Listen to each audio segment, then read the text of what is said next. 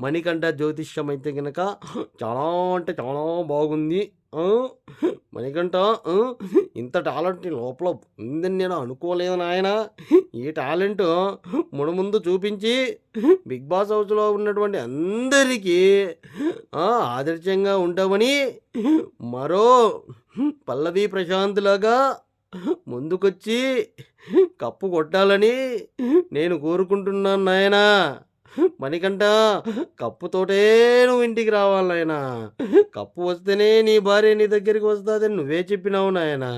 Cup వస్తేనే మీ డాడీకి దగ్గర నువ్వు ఉంటాన్నావు నాయన.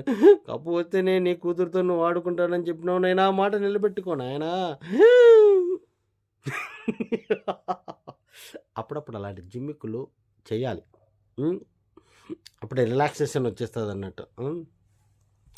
ఏంటంటే అస్మి కిరా